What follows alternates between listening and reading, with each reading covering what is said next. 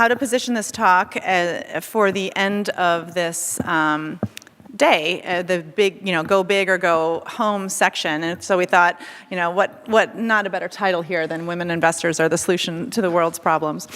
And so the context that I'm coming at this from is looking at what is missing from our innovation economy. And if you look at venture capital and all of the money that's coming into the venture capital ecosystem and being deployed to entrepreneurs to drive the innovation in our economy, and looking at the wealth creation, the job creation, the turnover in the Fortune 500, a lot of this comes from the venture capital ecosystem. And so it's a nice proxy to look at really what is happening in this innovation ecosystem. And so in terms of what we're missing, you can look at what we have. And what we have is, generally speaking, older white men investing in slightly younger white men. And I'm using extreme statements to get through this in 15 minutes. But it's also largely true. And so it's male, pale, and stale, as some people say, in terms of what problems those similar types of people are addressing. There's only there are obviously lots of important innovations that are happening, but what we also get is things like $400 million in venture capital funding going into Juicero. And we are getting lots of apps that deliver food and beer at 2 a.m. and things like this. And so my argument is that there are a lot of problems that aren't being addressed in this innovation ecosystem today. And lots of problems that are maybe more critical to the world's, human condition and environmental and human health on this planet. And so I'm going to talk to why I think it's women entrepreneurs who can fix this and who can address these problems. And then I'll talk to the lack of women entrepreneurs and who can fix that. And I think it's women general partners, the venture capital and other fund managers that invest in the women entrepreneurs who are on the front lines of fixing these issues. And then who can fix the lack of women GPs, women investors, women limited partners who are investing in these funds. So let's start with women entrepreneurs, and why are they the solution? They're the solution because they see the problems. They are making 85% of all consumer purchase decisions from every little financial transaction every day, from Walgreens to Amazon to the little local shack in the market. And so, this is the significant flow of money that's just, bringing the products and services that are successful or not successful in markets to realities. And women are also making 80% of all healthcare decisions. So they're making decisions for themselves, for their children. Adult daughters and daughters-in-law are the largest form of healthcare in this country. Women are also often making health decisions for their spouses. They're 78% of the healthcare workforce, so they have better insight. This is the big, crazy idea of the venture capital fund that I run, is that gender diverse teams, women entrepreneurs playing in these markets where women are making the vast majority of purchase decisions, have greater customer and market insight into the needs, so they can design products and services to meet those needs more effectively and go to market and market to those customers more efficiently because they understand the channels, they understand the buying behaviors, etc. But wait, there's more. Women entrepreneurs also show significant financial outperformance. And I'm preaching to the choir here, so I thought I'd just, show two great quotes. The first one is from First Round Capital, probably the most prolific seed stage venture capital investor, or one of the. And they did a 10-year retrospective of investments that they had done, early stage, seed stage investments through exit, and had no particular agenda of what they were going to find, but their number one finding was that companies with a female founder saw 63% better performance than the all-male founding teams. All-male founding teams in the venture capital arena are still 83% of all venture capital-backed companies. And the average company run by a woman has achieved comparable early year revenues, does that using a third less capital. That's from a great white paper that Illuminate Ventures did in this area. So just, profound financial outperformance.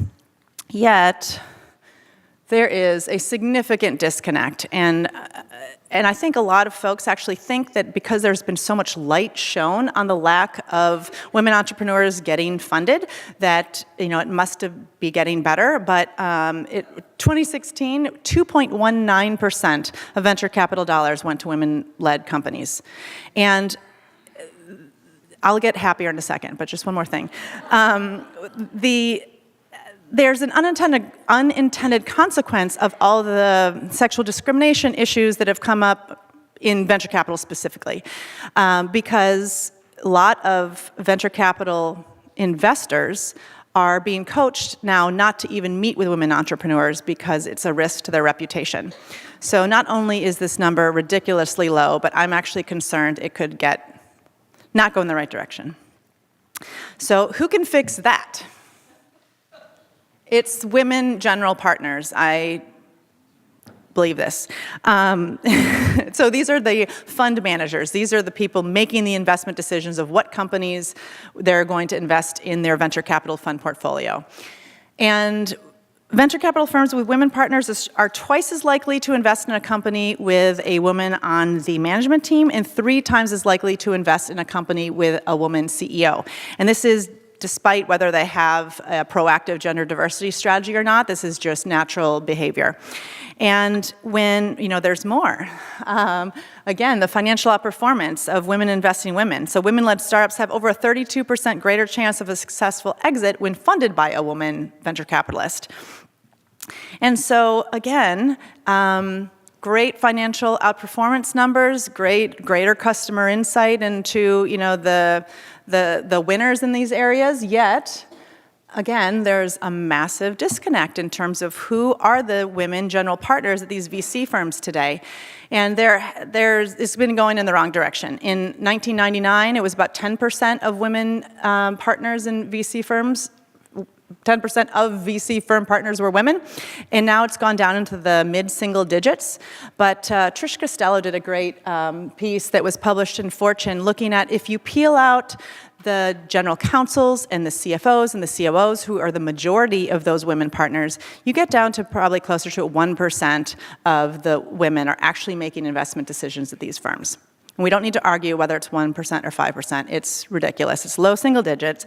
And so when you look at whether this is a chicken or egg issue, it's a chicken issue because of these numbers. So then the question is, who's the mother of all hens? And it is the women LPs that can fix the lack of women GPs who will then invest in the women entrepreneurs.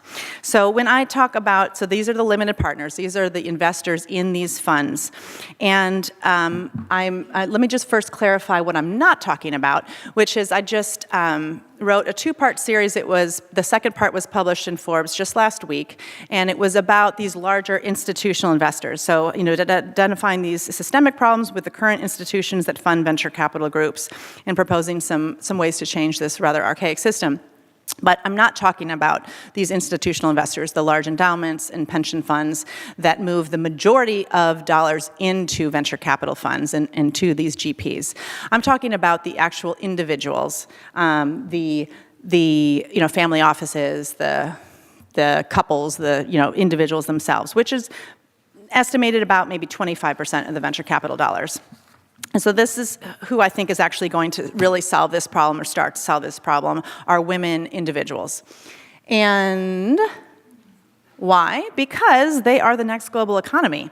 They're controlling 40% of U.S. investable assets today, and that's projected to go up to 2/3 of all of U.S. investable assets in the next 12 years. So it's the largest transfer of wealth the world's ever seen, and women are going to be moving that money into the products and services and management teams that they choose to deploy it into. And so it's hard to get your hands around who are the actual investors, the actual LPs in venture capital funds, and what the gender diversity of those look like. It's really, really not public information. And so a proxy is that women angel investors, or a proxy can be made with women angel investors. So these are investors who are directly investing into companies. And that number has been heading in the right direction. So less than 5% in 2004, up, into the 20s by 2014. And actually, the Angel Capital Association just released their latest numbers for 2017, like 24 hours ago, and it was a little over 22% were women. So it's moving in the right direction, and I think this is a great proxy for women investing in this innovation economy increasingly. And two other points that came out in the Angel Capital Association report that was just released in terms of why it's women who I think are going to be solving some of the most critical problems is that women care 10 times more about funding more female founders, 51% versus 6%, and women say that the social impact of the businesses they invest in is 2 times more important to them than the men angels. So we're also seeing that in our own fund. At this point, over 80% of our investors have been women. This is unprecedented. It's unheard of for venture capital funds. And so when I mean 80% women, it could be a single woman or the woman from a couple or family office or foundation that was driving that investment decision. So it's happening. And so I'll just leave you with this, which is women are coming into the control of investable assets, and I think it's the women entrepreneurs who are on the front lines of this innovation economy to better understand what are the most pressing environmental and social needs and health needs in this world, and they're the ones with the increased insight, and so the ones with the better solutions, and hopefully that convinced you if you weren't already convinced, but I think everybody was already convinced.